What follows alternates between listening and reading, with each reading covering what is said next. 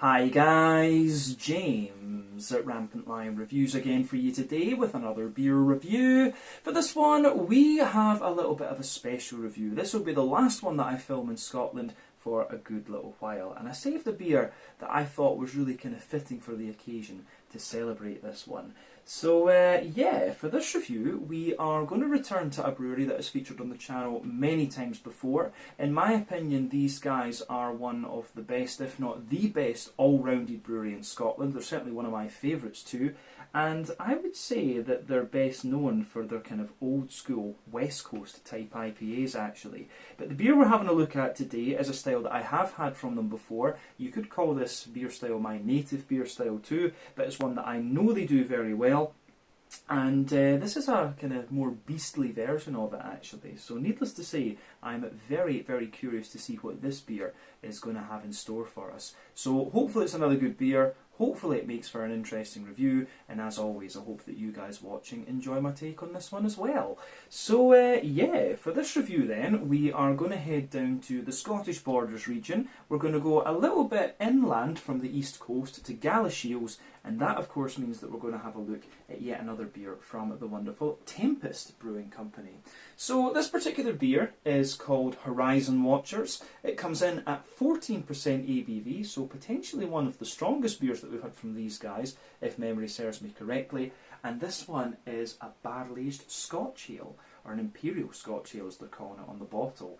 But yeah, one of my favourite beers from these guys has always been Old Parochial. It's just a really lovely Scotch ale with a nice little bit of peated malt in it. There is a barrel-aged version of that beer that is very good as well. You see that every kind of year or two actually. They don't produce that one all that often. But this is a beer that I picked up from the brewery tap room. I went down to the Borders for a friend's wedding. I think it was May of 2022, and I got the chance to go and film a little out and about video at the Tempest Brewing Company tap room, which was really nice actually, and I had a really nice couple of hours there. But yeah, I saw they had one of these in the bottle shop, and I thought, you know, we have to try this one and see what it's all about. So yeah, here we are, filming it for my last review in Scotland for a little while. So let's do this one, let's see what this beer is going to have in store for us. As always with my reviews then, I'll tell you a little bit about the brewery before we taste the beer. If you want to get straight to the tasting though, just fast forward. All the usual links can be found in the video description below. That's the brewery website, the link to my other reviews that I've done from Tempest Brewing Company before, and we will no doubt add more to that list at some point in the near future. But there's all the usual social media down there. If you want to see more reviews, do please consider subscribing to the channel. The support that you give is massively appreciated, and remember you can go into the channel homepage and search for beer using the geography tagging system. So just go in there, use the little search bar, put in your hometown, state, county, whatever you like. If I've reviewed beers from the area that you search for, they will pop up. Failing that, of course, you can check out the playlist of beers from different countries. You'll find this one in the Scottish playlist along with a number of other things, and we will add to that from now on when we get the chance. But yeah, let's go on to my brewery notes then, and I'll tell you a wee bit about Tempest Brewing Company once again then. So, Tempest Brewery was founded back in 2010 by Gavin and Anika Meiklejohn. So Anika had trained as a chef in New Zealand, but the couple returned to Scotland in 2007 to run the Cobbles Bar in Kelso, also in the Scottish Borders region. But Gavin had previously worked for Whistler Brewing Company in British Columbia in Western Canada, and so he had an appreciation for craft beer from early on, but he also had taken some brewing courses in Sydney in Australia and homebrewed for a good few years in his garage in Wellington in New Zealand using a small 50-litre brew kit. But Gavin is joined at the brewery by Alan Rice, who acts as the business development manager, and he previously worked for Stewart Brewery up in Edinburgh and also lived in New Zealand and Australia for a while and was very familiar with their craft beer scene. But originally the brewery was housed in old dairy buildings in Kelso, and this brewery was largely kind of made using homemade equipment, and it was engineered basically to produce big flavoured beers on a very small budget. But their beers proved to be very, very popular, and word kind of spread about them, and they decided to move into their bigger and current home at the Tweedbank Industrial Estate over in Galashiels. But in June of 2019 they submitted plans to build a new brewery building with a bar and restaurant on the site of the former Eldon Mill, which is very close to the newish Tweedbank train station. But this move, from what I understand, is still to be finalised. A lot of things were kind of put on hold due to the COVID-19 pandemic. But it would be really cool to see Tempest Brewery move into a new place and kind of up their capacity a little bit. Because I know that many people rate Tempest Brewery, but they haven't really expanded for quite a while actually. There's a lot of people want to get Tempest beers exported, and a lot of stockists in Scotland want to get a hold of them as well, but they are very difficult to get from what I understand. But as of July 2023, when I'm filming this review for you, these guys have produced 165 different kinds of beer according to Untappd, and like I said to you, these guys are a very well-rounded brewery. They do lots of different styles. Some of the beers I really would recommend that you try would be the Modern Helles. That's a really nice kind of Scottish take on the German Helles lager. The Long White Cloud is a really nice one. There's also the Longer White Cloud, as it's known, which is a double IPA version of that beer, a lovely New Zealand hopped West Coast style IPA. But yeah, Old Parochial is a very good one. You know, the Scotch ale I think is awesome, and they do a bunch of really nice barrel aged imperial stouts too. But pretty much anything that you can get from these guys will be pretty good actually. But yeah, that's everything I can really tell you about Tempest Brewing Company for the moment. If you want to learn more about these guys, you can check out the brewery website, you can follow them on Facebook and Instagram to keep up to date with all the latest goings on, and you can check out the Rate Beer, Untappd and Beer Advocate pages to learn a little bit more about all the different beers that these guys have done. So yeah, let's go on then and actually have a little look at this beer itself. So as you can see, this one is a big 750ml bottle. It's got a lovely little wax top on it. You might be able to see the little line that I've cut in this one, because that just makes it easier to get the thing open. It's a little bit frustrating on videos when you have these wax tops and then you can't get into the beer. But you can see the artwork on this one is quite different compared to what we've seen from Tempest Brewing Company before. I think it might be like a kind of mountain range or something in the local area. Borders region is very nice actually, so do visit it if you come and visit Scotland. But you can see Tempest Brewing Company just there, and they've also got this little symbol, which is one of their older ones, the lightning bolt in the glass, which I think is quite clever because these beers are pretty damn big in terms of flavour. But like I mentioned to you earlier, this one is a 14% Scotch ale. It says a little bit on the back here, Horizon Watchers, Oracles, Diviners. Diviners, I don't know how you pronounce that word, but always the first to know. They predict the future from the patterns of the past in times when the future appears misty and unclear. The answers can usually be found by looking back. This barrel-aged imperial Scotch ale is as traditional as it is reformist, aged for 2 years on the finest array of Scotch whisky casks, then blended and aged again in first fill Heaven Hill bourbon casks for another 6 months. Flavours of, yeah, we're not going to read that little bit because that's the whole point of making the video. We're going to figure out the flavours for ourselves. But yeah, as I mentioned earlier, 14% ABV, this one of the strongest beers that I've had from Tempest Brewery. This should be a beast. Like I say, Old Parochial was one of my favourites. But just to tell you a little bit about the Scotch ale as a style.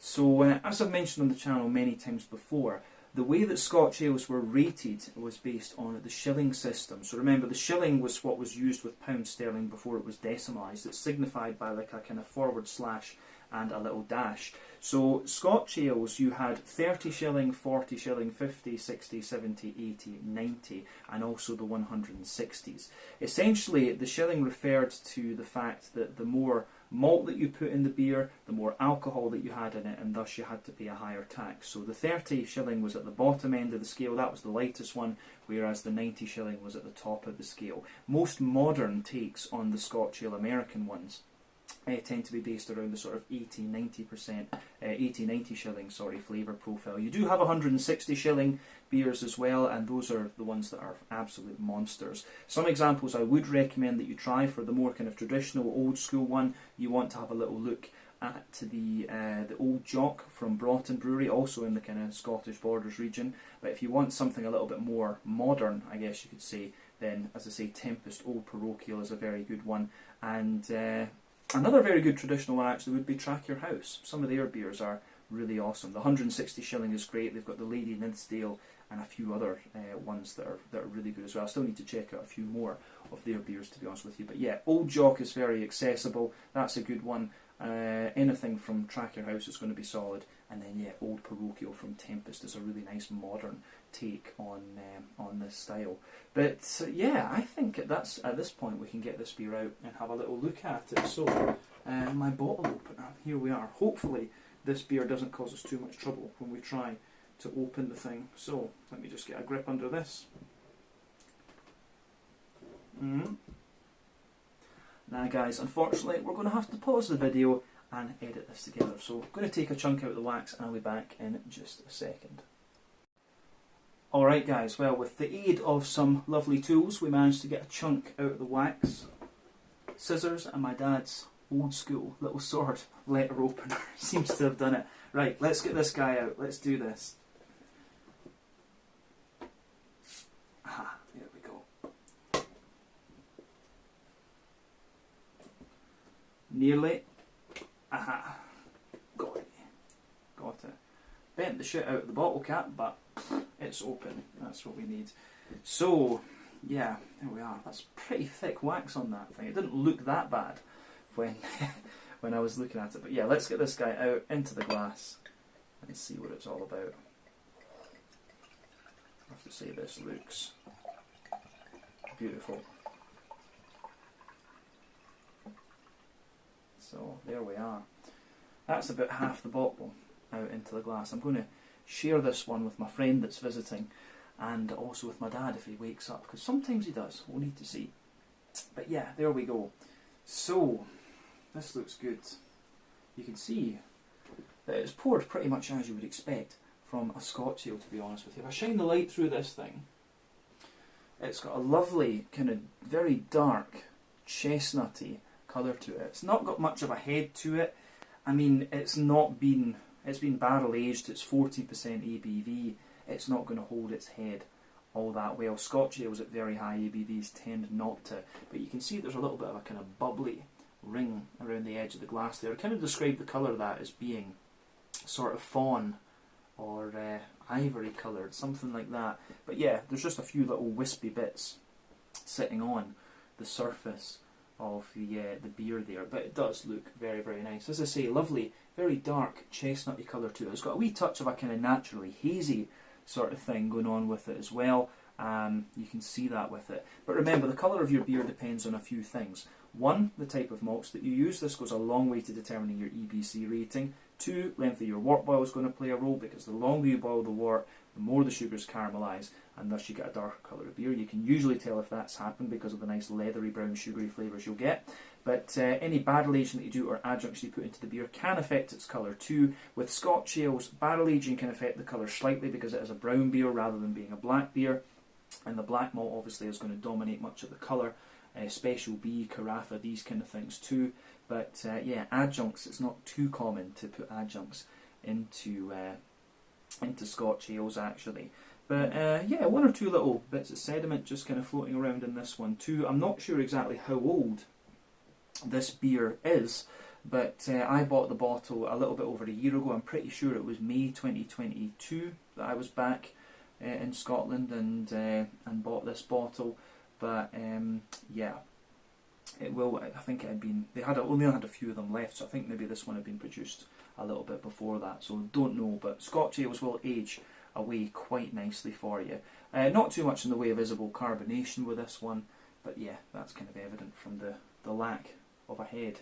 But yeah, I think that's everything we need to say about the appearance of this one. So let's have a wee look at the aroma and see what this beer is going to have in store for us. Nothing madly surprising about the appearance, I have to say. So let's do this. Ooh, yeah, this thing, it's an absolute monster. It's kind of interesting. This is what I like about the Tempest Scotch ales. So Tempest are, of course, an American style brewery, I guess we could say. In Scotland you tend to have two kinds of breweries. You get the more traditional ones that do the old school Scotch ales and like bitters and milds and all these kind of things, golden ales. But then you have the more modern American style breweries. And when it comes to the Scotch ale, of course, you've got the more traditional Scottish style Scotch ale, which is a little bit more kind of roasty and toasty, a bit more grainy, and it has more of a kind of dry fruity type character. But then you've got the American ones, which are a little bit more oily in their sweetness, and also really, the fruits are a little bit more red, like bright plums and raisins and stuff like that.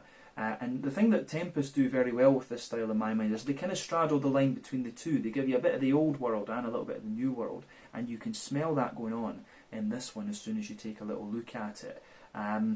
It's got everything you'd want from the style. You've got the breadiness, you've got the big brown sugars which have a bit of oily sweetness and a bit of dryness. You've got that little touch of hoppy character in there. The barrel in this one is not overly dominant either, but I suppose at the same time you've got Scotch barrels in there and bourbon barrels, but you do get that lovely fruitiness out of it too. The aroma's giving you everything that you would expect of the style. But let's just try and break this down a wee bit more and describe it more kind of in depth. So, for me, the barrel of this one is really interesting, and I've often said that you have to be careful when you use Scotch whisky barrels to age beers, because they can very easily dominate the flavour, especially when you use Islay barrels for existence, the smokier whiskies.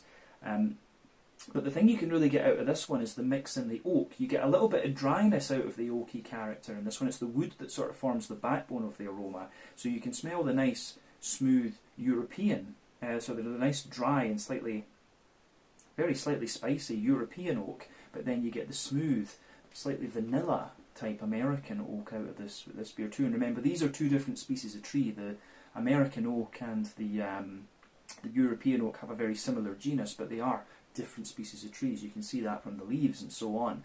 So yeah, there's a little bit of both things going on in this one. When it comes to the aroma that you get from the spirit in this beer, for me, it's quite,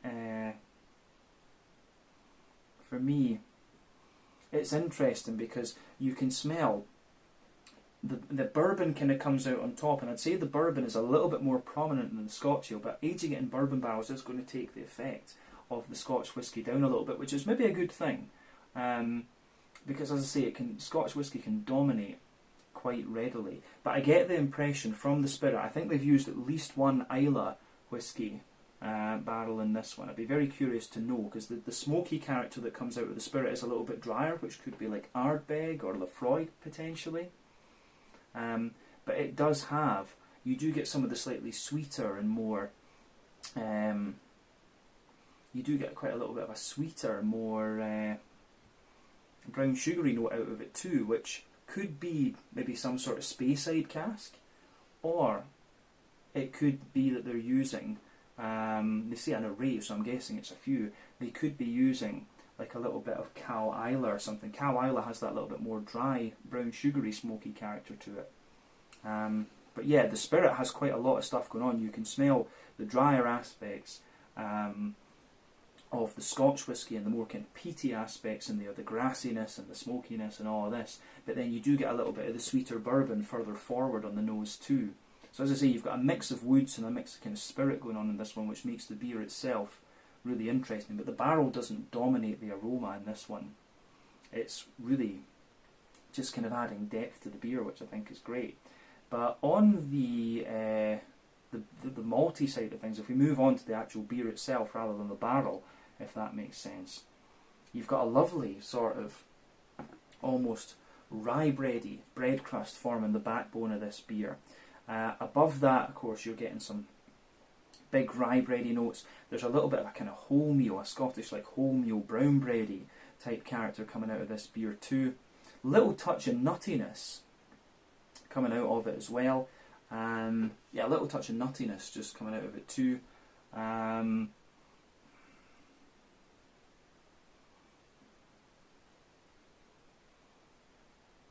Yeah, the nuttiness isn't too prominent. You get more and more of it as your nose kind of adjusts to it. So yeah, rye bready bread crust, rye bread, a little bit of nuttiness in there. It almost has a very slight like Christmas pudding type quality to it, but not too much. And then you get the brown sugary notes.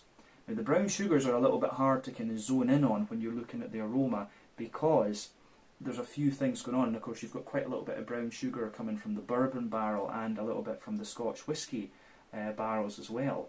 There's maybe, I wonder if they've used an open cask on this actually, because you get quite a little bit of aromaticity and grassiness and stuff, zestiness out of the whisky. So it could be a little bit of an open cask that's been used in this one. Be very curious to know what casks they've used.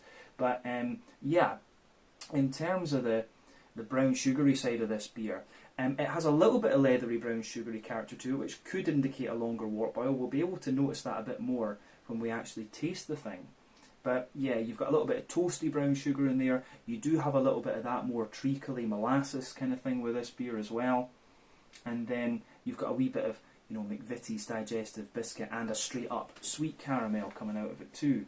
It's a lovely aroma, this one, but I think it's one of these beers that's going to show you a lot more complexity in the flavour than you're going to be able to pick out in the aroma, to be honest with you. So even when you sugar it up, you get a little bit more of the Scotch whisky barrel, to be honest. But yeah, I think that covers the malty and yeasty side of the beer.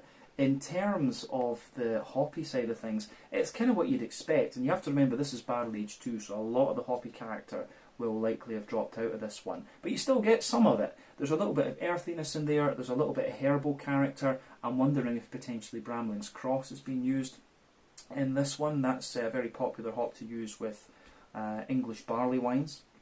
And there is a bit of English presence to this hop too, or to the hoppy character in this one, the earthy and herbal notes in particular. There's a little bit of floral character in there, a little bit of grassiness as well, but yeah, the hoppy character has dropped out a wee bit. You can kind of tell that with this beer. On the fruity side of things, you've got a little bit of sharper raisin for sure. Yeah, sharper raisins in there. A little bit of some sharper raisins, juicy plums. Definitely a bit of a drier kind of pruny character coming out of this one.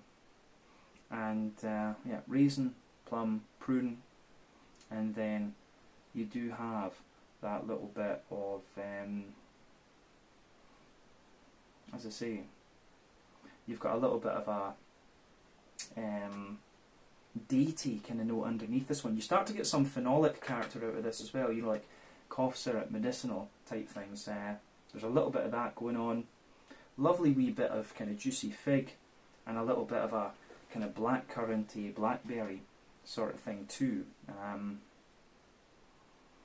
But I would say the barrel and the brown sugars kind of dominate the aroma of this beer, but it goes together really, really well in that particular regard.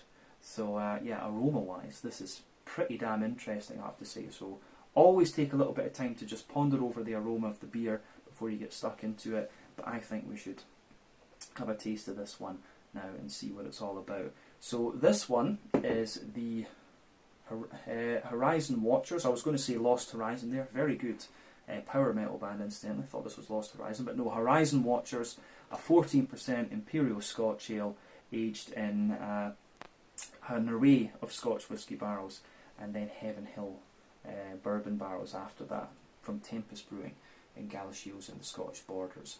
Let's have a look at this one and see what it's all about. Slàinte, skål, cheers.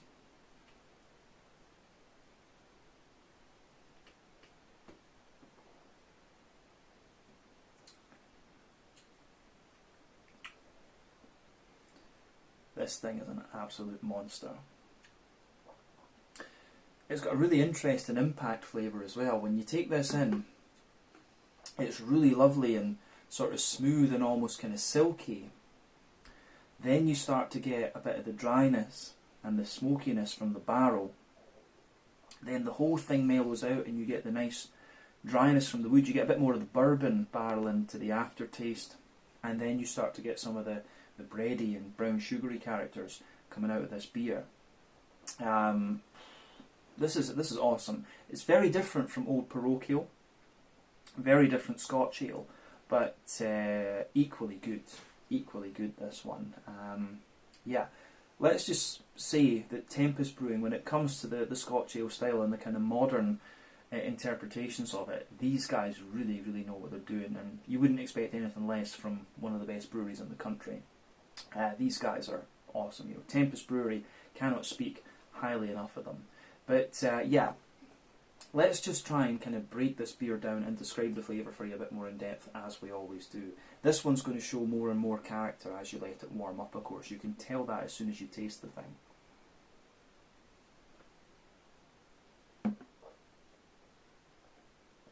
So, for me, the flavour kind of turns out, the flavour in this beer really is what you would kind of expect from the aroma. But the Scotch whisky barrels are a bit more dominant in it than the aroma would have you believe. That's where it deviates. But yeah, we'll do as we always do. Middle third of your palate. The backbone of the beer, you have that lovely mix of different oaky character in there. As I say, further forward on that middle third of your palate, you're getting a little bit more of the kind of smoother American oak with the wee bit of vanilla in it. Further back, you're getting more of the kind of drier and slightly spicier European oak. The spirit layer, of course, sits above that, and it's kind of divided to being, you know, Scotch whisky at the back and American bourbon at the front. For me, I don't have too much experience with bourbon, and you know, being Scottish, you don't really have the need here to taste different bourbons. It's just kind of how it goes. I need to try more bourbons over in America, but yeah, you get straight away that on the spirit level above the spirit layer above the wood, you're getting more of the kind of drier, spicier Scotch whisky further back, and the sweeter American bourbon further forward. So on the back half of that middle third of your palate, and into the back third of the tongue as well, which we'll come to later, you are of course getting more Scotch whisky. And it's a really interesting blend. You've got a little bit of kind of peatiness in there, and it has got a little bit of dryness to it. You know, Lafroig and Ardbeg for me are the kind of more dry. Talisker as well, they're the kind of more dry, kind of peaty type whiskies. But it does have a little bit of a sweeter smokiness to it, such as you would get from, say, Bowmore or you know, Cal Isla, one of my personal favourites. You do get a little bit of that, but you do also get some of the sweeter, more sort of Speyside-y type brown sugary characters in the whisky too, and they come out especially into the aftertaste. But when you move over into the front half of the of that middle third of your palate and into the front third of your tongue, you're getting more American bourbon. And American bourbon, of course, has that very bright, like butterscotchy, kind of light, biscuity, caramelly type vibe to it. So yeah, the barrel side of this beer, the spirit layer, is very kind of divided, and I think that makes for a really interesting twist to this beer. So yeah, you can clearly see the different things going on with the barrel layer of this beer. But that's only the barrel we've talked about. We haven't actually talked about the beer itself, if that makes sense. So let's do that. The next layer up from the spirit in this one for me .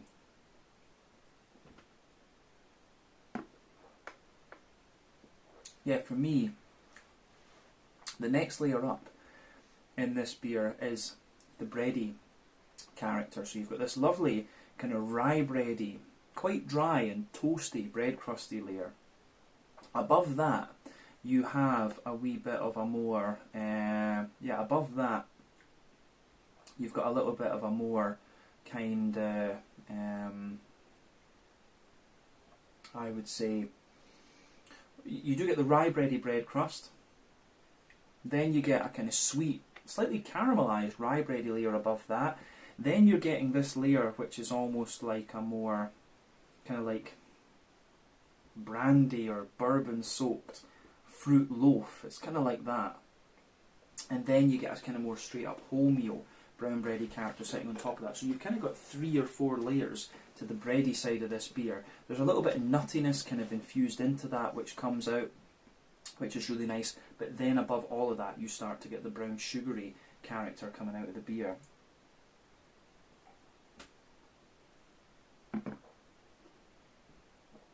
So, yeah, the brown sugary character coming out of this beer is really interesting. And the base layer, you've got that lovely kind of leathery brown sugar, which really is usually an indicator of a longer wort boil. And I think in this case, it is an indicator of a longer wort boil. You get a bit more of that the further into the aftertaste you go, but the barrel obviously is quite dominant in this one, and it maybe takes away from a little bit of the effect, but into the aftertaste you can really feel those nice kind of leathery brown sugars sitting above the bready there, just giving you those more complex notes. Above that, you've got a kind of toasty brown sugary. They're not too toasty and brown, but yes, yeah, very kind of sweet, lightly toasted sort of thing. And then above that, you have a little bit of a kind of Werther's Original butterscotchy, butter candy type thing. And then at the epicenter of the beer, right in the middle, of that centre of your palate, you're getting the big treacly molasses notes, and that is, of course, it's 14% ABV. It's an absolute beast. That's the alcohol. That is the alcohol. The brown sugary notes in this beer are lovely, and of course, the further into the aftertaste you go, you get a little bit more of the butterscotch and toffee and all these kind of flavours coming out of the beer. But yeah, lovely kind of McVitie's digestive biscuity sort of characters coming out of this one. So yeah, the way that this beer goes together in that regard, I think, is really nice. The middle third of your palate is where the most complex part of the beer is, and that's quite obvious in this one.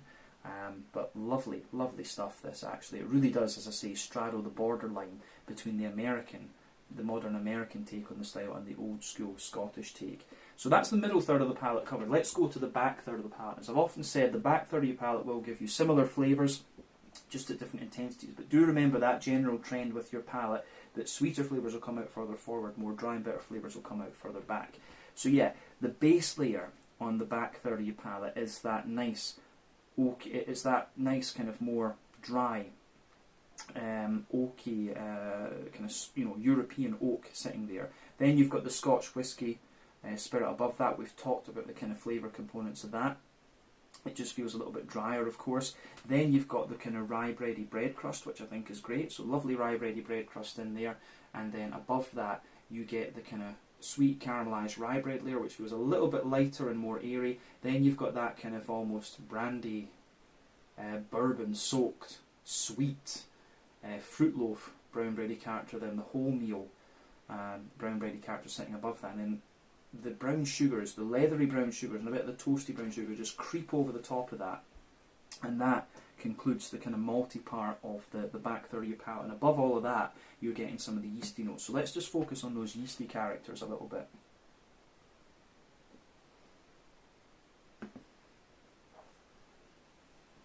So yeah, for me, the yeasty notes in this are absolutely a little bit more. You've got like a very dense but quite sweet wholemeal brown bready character in there. It's almost like a mix of a rye bready sort of thing, like a really doughy, yeasty, sweet rye bread. Wrapped around that, you have this kind of molassesy, honeycomby type quality, and that kind of is epitomising your yeast. So definitely on the back third of the palate, you can feel the flavours are taller, and then as you move further forward into the middle third of your palate, they just kind of condense down and squash together that little bit more. But yeah, I think that's the malty and barrel side of this beer covered, to be honest with you. So let's have a wee look at the hoppy side of things, the green component. As I said earlier, a lot of the hoppy character kind of has dropped out of this one because it's barrel aged, and the Scotch ale is not the most hop forward style of beer to begin with. So in the back corners of your palate, you get that nice little bit of earthiness in there. As you move further forward, you get a little bit herbal, but as you reach the kind of front corners of the palate, you get a nice little bit of floral aromaticity out of this one. And the floral aromaticity actually does have a little bit of presence to it, which makes me wonder if they've used an American hop in this beer. But yeah, around the front curve of the tongue, you do get a little bit of a slightly zesty, grassy kind of character coming out of it. But yeah, the green component of this beer is quite present. I think it's fairly safe to say that. But it just adds that little bit more depth to the beer, which I really do quite like. Yeah.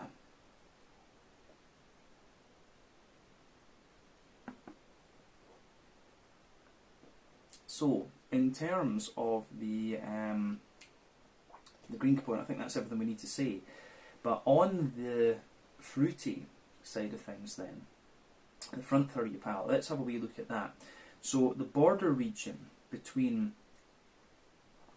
front third and middle third of your palate, you get a little bit of kind of bready build up in there. It's a bit of rye bread in the base, the sweet kind of brandy soaked fruit loaf in the middle, and then the wholemeal bread on the top. But the base of that front third of your palate is, of course, the more smooth, like American oaky type quality. You get a little touch of the vanilla in there as well, and then you get the sweeter bourbon spirit sitting above that, and a little bit of the kind of brandy soaked bread and a bit of the wholemeal bread. Then you get that nice oily bubble where the juicy fruity esters just roll their way out of the beer. So let's look at those fruity esters for the moment.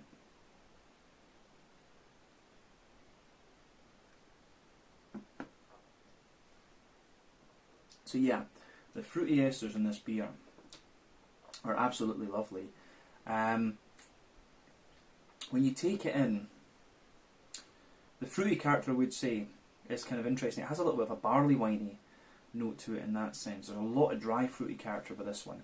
So when you take the beer in, you get a little touch of that raisiny sharpness, but not a lot. Lovely juicy plums.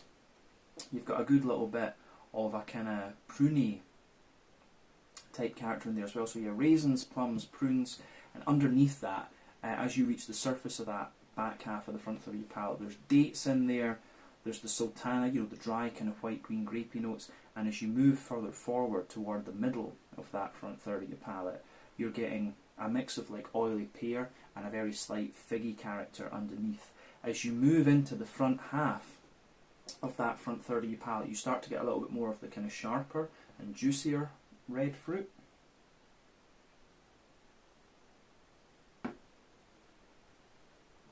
Yeah, and when you take the beer in, of course, you do get more of the sharper, juicier side of the red fruit, and the more dry fruits like the dates and the pear and stuff like that, they come out a little bit more the further into the aftertaste, of course. But like I say, as you move into the front half of that front third of your palate, lovely kind of oily, juicy figgy notes in there. You've got a lovely sort of lovely kind of juicy figgy notes in there. You've got a wee bit of a kind of black curranty type quality coming out of it, and then above that you've got a wee bit of kind of, you do get a little bit of that kind of blackberry type note coming out of it. But as I say, the drier aspects of the fruit push their way out a little bit more into the aftertaste, and you do get a bit more of the kind of Scotch whisky, the kind of smokier, peaty side of the Scotch whisky just pushing its way out the further into the aftertaste you go too. But all in all, it's a really lovely take on the Scotch ale. The booze is going to my head a little bit with this one because it's 14%, so that's understandable. And if we're going to try and fit this one into the shilling scale, this is absolutely along the lines of a 160 shilling. This thing is an absolute monster, but it's a beautiful, beautiful beer. I can't remember what percentage Old Parochial is. I want to say it's like 12.5 or something. This is, if you compare this one, the Horizon Watchers, to Old Parochial, this is definitely a more kind of sweet, leathery, brown, sugary take on the style than the Old Parochial is, from what I remember. But they're equally good beers. They just emphasise different flavours a little bit. But yeah, this is an awesome beer. I think it would be a shame if Tempest were not to produce this one again at some point in the future. This is very, very good actually. And again, it kind of highlights what I've said. These guys are one of the most able breweries in Scotland, and probably the best all-rounded one actually. These guys do lots and lots of different styles. But yeah, I think we can leave it at that for describing the flavour of this beer. As I say, it straddles, stylistically, it straddles the line very well between the American and this traditional Scottish brewed Scotch ale. Mainly Scottish in terms of its fruity character, a mix of Scottish and American in terms of its malty side of things, and again you've got that blend within the barrel character too, which is great. But yeah, let's round off this review then with a wee look at the mouthfeel. This has probably been a bit of a longer one. I always get a bit excited when it comes to reviewing Scotch ales. That's just how it goes. So mouthfeel wise, it's definitely full-bodied. Carbonation is very smooth, almost non-existent in this one. It's got a lovely mix of like oily slickness to it and kind of silkiness, and it has that bit of dryness into the aftertaste, for sure. So, but yeah, bottom end of full-bodied, I would say you're always going to sacrifice a little bit of your mouthfeel when you barrel age something. I'd be very curious to try the base Scotch ale that they used in this one. It's a bit of a shame. I don't know if they did release a non-barrel aged version of this one, but yeah, I'd be very interested to try that. You always sacrifice a little bit of your mouthfeel. You lose a little bit of the thickness when you barrel age it, but you get all these infused flavours, of course. It's just kind of how it goes. In terms of IBUs and things, it's a little bit difficult to place with this beer. You have, of course, perceived bitterness and the technically calculated bitterness, but this one doesn't strike me as being madly bitter. Maybe 30-ish IBUs at the most. 25 seems a bit more appropriate, to be honest with you. But again, the Scotch ale is not the most bitter of beer styles. More about the malty side of things. The malt base and the barrel, as we said, you've got a bit of dryness further back and the more kind of smooth, sweet side further forward on the palate. Then you have the bready characters, which are are, you know, to a degree they're a bit sweet, but they do get drier the further up you go. The brown sugary character is quite smooth and gets sweeter the further into the aftertaste you go too. And the fruity character in this one is a mix of kind of juicy red fruit, but it leans a bit more toward that kind of dry, datey, sultana, peary type note the further into the aftertaste that you go. But all in all, beautiful beer, and definitely up there with the best things that I've had from Tempest Brewing Company before. And as I say, these guys are probably the most able brewery in Scotland, and it's always cool to review the new things from them, especially when you come across something that's like this that is just a bit of a monster. So I think we can conclude there with this one. So yeah, this one was the Horizon Watchers, a 14% bourbon and Scotch whiskey barrel aged Imperial Scotch ale, as they're putting it. Definitely a 160 shilling when it comes to that, from Tempest Brewing Company in Galashiels in the Scottish Borders region. Really, really cool beer, this one, and I'm glad I saved this to film for my last review here in Scotland for a good little while. But I'm sure we'll find more interesting things from Tempest as time goes on, especially when they move into the new brewery. But yeah, let's leave it there. Once again, thank you for watching my beer reviews. Until the next time, please like, subscribe, share, all the usual YouTube stuff. Let me know your own thoughts on this beer in the comments section below. Let me know what your favourite beers are from Tempest Brewing Company as well, and we will see about returning to these guys at some point in the future as soon as we can. This is the Horizon Watcher, 14% Imperial Scotch Ale, bourbon and Scotch whisky barrel aged beer from Tempest Brewing Company in Galashiels in the Scottish Border region. Till the next time, check out my social media, check out theirs, and I'll see you guys again soon. Slàinte, skål, and cheers.